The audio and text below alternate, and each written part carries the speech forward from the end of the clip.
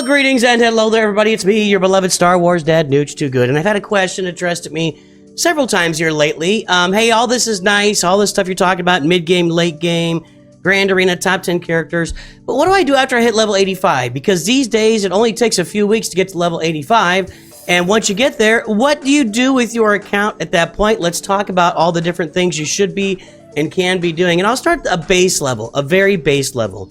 You have probably farmed some teams before level 85 and getting your way there. Probably one of them, you may have some bounty hunters and you may have a Phoenix team, right? These are probably the most common teams. They're great teams. They're teams that Capital Games gives you a portion of on your way. You might have some Imperial Troopers. The next step for you, the next logical step, is to make the teams that you've already got as good as possible. So depending on what you farm, so if you farmed a Phoenix team, let's take a look at these guys. On this account, this is my Lord Vader account. I'm actually committed to not farming Phoenix. You can see I'm farming Rex. I put him with my clones, but I'm not farming any of these other Phoenix here. I'm not actively farming them at all. We want to do something different, something interesting. But I think that every new account that comes on, especially if you're new to the game, should farm the Phoenix with Captain Rex. It's something you should do. Now let's assume you've got a team farmed of Phoenix and you hit level 85 and you've got Hera sitting here at 5 stars, 5 or 6 stars. Zeb is at 7 stars. Kanan's at 7 stars. These are easy characters to get from the Galactic War and Squad Arena store. Sabine is maybe at 5 stars. Use your farmer. Captain Rex is at 5 stars. Chopper's at 6. Whatever. Finish off that team. And what does finishing the team mean? Well, finishing a team means taking it to relic levels. If we take a look at my Galactic Republic here, I've got Jedi Knight Anakin and Ahsoka are relic. They go with Qui-Gon for me in a lot of different situations, including in Squad Arena. I was using Qui-Gon as a lead. This is my only Jedi lead that I've got on the roster right now. So that's the first tip, is finish your farms. We talk about it a lot here on the channel. FYF, finish your farms. You've got characters farmed. What you don't want to do is just start something completely brand new and you I get level 85. You better start something completely new. No. You finished the stuff you started. Otherwise, you just wasted 4 weeks of your life. And that's just generally true in this game. If you start a farm, finish that farm, and likewise plan your farms out 3-6 months ahead of time so you know what's coming next. So that's the first basic tip that I really have when you hit level 85 is finish off those teams. Take them to Relic 3 or Relic 5 minimum just to get them completed. That's the first step you should do with your roster. Now, that's a basic tip. My primary tip is going to be, I've got a few of them, but my primary tip is going to, they're all primary. If you start thinking about putting together a fleet for fleet arena, we look at here at the prizes for fleet arena. These crystals over here are invaluable. Crystals are the currency, the primary currency of this game. Everybody is trying to get as many crystals as possible throughout your tenure in the game. So you want to farm a fleet arena, a fleet that's going to carry you somewhere in the top 10 or top 5 of Fleet Arena, at least the top 50, so you start getting a level of crystal income every single day of your life. If you want to know what kind of fleets those are, we talk about them a lot on the channel. Your negotiator, or excuse me, it'll be your endurance with a nice Galactic Republic fleet, which is what I'm working on this account. A Geo fleet with your Executrix. You should be farming, whatever you're doing, you should be farming the Houndstooth. That's just like an automatic of farming the game. You see right here, this is my account. I'm 17 or 18 weeks in this account. I can't remember which one. And I've got my Houndstooth at 5 stars. A 5-star Houndstooth with the Relic 3 boss with 2 Zetas and a bunch of mods. That is a pretty darn good ship. And this ship is the best tank in the game. Probably character or ship-wise. I have to really think about it. But it's still up there. It is a meta ship. It has been ever since it was released back in 1924. This has been the best tank ship in the game, and it hasn't changed yet. It's just a great ship to have in your roster. You should have this ship being farmed. Anyway, get a fleet that's going to work for you in Fleet Arena to get you near the top of that to get your crystals there. Now, your second source of crystal income is not going on right now. It's going to be called Grand Arena Championships. We talk about Grand Arena all the time. I play Grand Arena all the time. I do live Grand Arena streams for my main account. I throw my Grand Arena matches in Carbonite onto the back of my weekly update videos for the Lord Vader account and the Jabba account we did as well. There's a lot of Grand Arena content for you to watch from me out there. You should be working on advancing higher in Grand Arena by One, farming the right teams and good teams for that. I'm thinking about, I'm coming out a video with that probably this week, talk about the best teams for like Carbonite Grand Arena. You should be working on those teams to get them farmed up to advance yourself in Grand Arena, which partly involves the first thing I said, which is finish your teams, and the second thing I said, which was farm a good fleet. All those things are going to help you in Grand Arena. But if we look at Grand Arena here, rewards. You get daily rewards. Right now I'm getting 60 crystals a day. As you move forward, you get more and more. When you're up in Kyber, Kyber 1 gets 260 crystals a day. But when you're down in Carbonite, 75 crystals a day. Carbonite 1, I'm in Carbonite 4. It goes up 5 every time. 60 a day. When you win, you get some crystals and some of this Grand Arena currency. When you lose, you still get some crystals and some Grand Arena currency. Make sure you play. At least throw a team out there and play. At the end of each weekly event, you get a bunch of crystals and some Zetas and some currency. And at the end of the season, the 3-week Grand Arena season, you get another big reward of crystals. Well, that's not very big. That kind of sucks. 130 crystals, that's all I'm getting? Anyway, so you've got... Is that really all it's coming out of... I guess everybody in Carbonite 4 gets that. That's kind of crappy. Get yourself out of Carbonite as fast as possible. Oh, look, I'm in Bronze here. I'm getting 500 crystals. All right, so...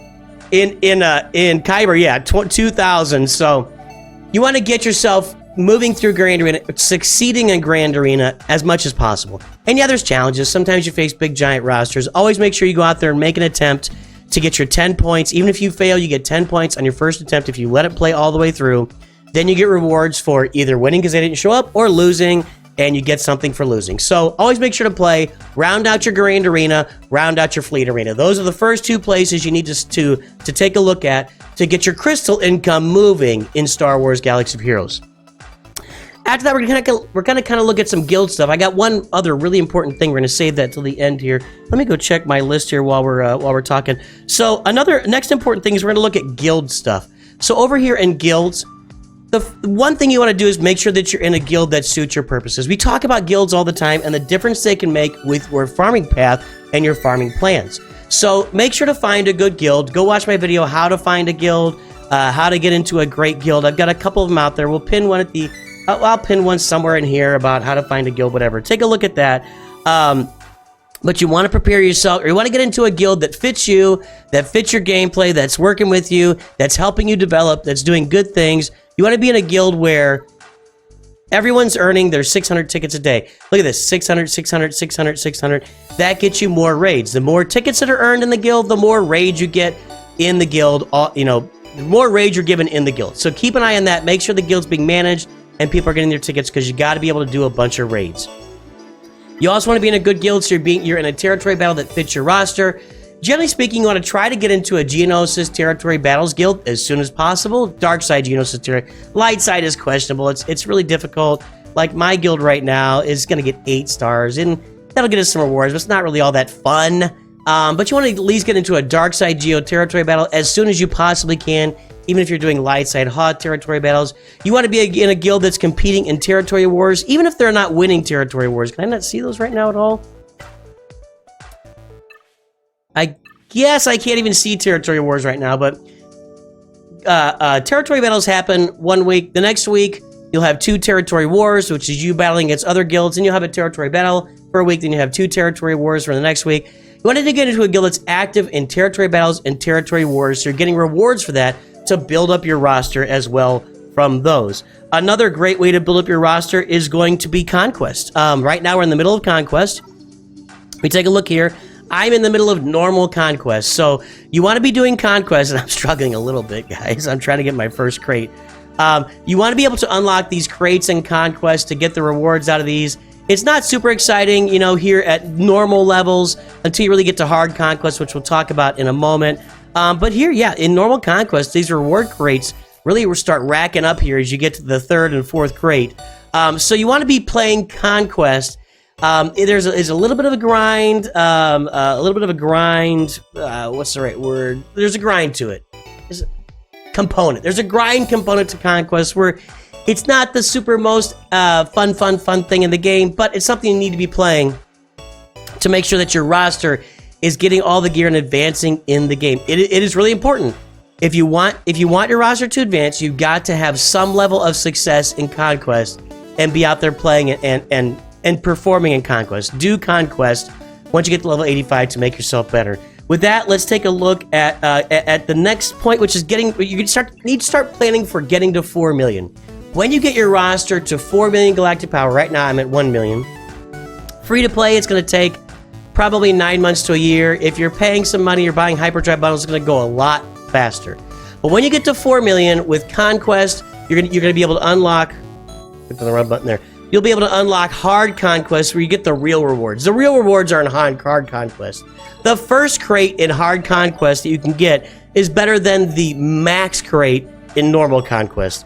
So at 4 million, you're going to get into hard conquest. You want to make a plan for that and make sure that you're ready with teams that can perform in hard conquest to at least get you the first crate. You're also going to be playing in Proving Grounds. I got a bunch of videos out there for teams that perform in Proving Grounds. You want to be able to do Proving Grounds so you can unlock all the previous Conquest characters. Every round of Conquest, or every 3 rounds really, has a specific character that is focused on that as the new release in that round. It doesn't even show here in normal. Yeah, this is Luthen Real was last round. This round is there he goes, Ezra Exile, Ezra Bridger Exile. By the way, best PFP in the game, hands down, period. So this round is Ezra Bridger Exile, and that's focused for this round of Conquest. But there's a bunch of previous characters. There's Razor Crest, there's Commander Ahsoka, there's Maul, there's Trench, there's Fat Boba, TIE Interceptor, Darth Malgus, Fury Class. There's a lot of characters in this game that are only going to be unlocked for you in Proving Grounds when you get to 4 million galactic power without spending a bunch of crystals on them. So you got to be prepared with your roster for 4 million to be able to perform in Proving Grounds, which means you're going to need a Galactic Legend, or like Padme performs pretty well in Proving Grounds. Other teams don't perform very well, like CLS does not perform very well in Proving Grounds levels. So something to consider. Excuse me. Actually, I think CLS can conquer some of the levels, but some of them really fall by the wayside for him. So go out and check out some of my videos on teams that work well in Proving Grounds. So you can be ready for when you hit 4 million and you're playing Proving Grounds and unlocking all those important characters. The final thing I want to say here is that you should be farming for assault battles. And by assault battles and events. So right now, Smuggler's Run, just the original Smuggler's Run is open. I'm doing tier, the penultimate tier of this. When you look at that, I'm unlocking 4 of these pieces for mods, and you go up one level, you unlock 5 instead, and you get these extra 6 dot pieces as well, which is kind of important. And 5 mods both times, 6 mods here. So being at the penultimate tier of this is okay, not great, but okay. I mean, basically, I end up with just Hondo and Naka, and he just solos the thing at Gear 9 with no Zetas. So that's how I'm conquering Smuggler's Run. You got to get ready for these events. Smuggler's Run, the contraband cargo, which is with your cargo ships, where you get a bunch of good ship materials. You got to develop those cargo ships. If you take a look at those, let me pull these up here. Let's go to cargo ships. You're gonna need to develop at least 3 cargo ships so that you can get after them. I'm gonna go ahead and develop this. Go ahead and take this 6 stars so that you can get after that contraband cargo event when it comes out once a month or once every 3 weeks or whatever it is, because lots of really good ship materials are in contraband cargo. So something to take a look at. You need at least 3 of these cargo ships to do that. You'll need some smugglers for Smuggler's Run. You won't be able to do Smuggler's Run 2 till you get Jabba, but if you put together a team of smugglers, you can play in the Smuggler's Run and get the mod materials that I just showed you. And then there are assault battles. I have an assault battle farming guide on the channel. I'm looking at coming out with a new assault battle farming guide. It is so important to get teams ready for assault battles. Imperial Troopers, your Phoenix are good at 2 of those. Imperial Troopers are good for 2 of them. Phoenix is good for 2 of them. Inquisitors are good for 2 of them. Well, that's a really difficult team to farm. But there are a lot of teams you can farm for assault battles. The Poncho Bros, Master Qui-Gon, Padawan, Obi-Wan. We talk about them all the time right now. They're going to get you lots of rewards in assault battles on a monthly basis. These assault battles come out once a month and then twice in May and sometimes twice in December if they do end of the year kind of stuff. You want to be ready for assault battles. It's a really important farming path on your roster to get you a bunch of Kyrotechs, a bunch of these, I can never remember what the injector salvage, injectors. A bunch of these injectors and a bunch of relic materials to get yourself leveled up with. Assault battle farming is super important. Go take a look at my assault battle farming guide and also add the Poncho Bros in there. I'll be redoing that soon. And there you go. These are the things you got to focus on, and when you get to level 85, I think the most important thing to really focus on is finish your farms. Get your teams up to relic levels, relic 3, relic 5, as soon as you possibly can, because a team is not complete until it gets to those levels. And that's what we've got today. Let me know what I missed. Let me know some comments that can help people when they get to level 85. Give us some comments out there. You're a great community. I love you all. Have a great day. I will talk to you all very soon, and always remember, Nooch Too Good.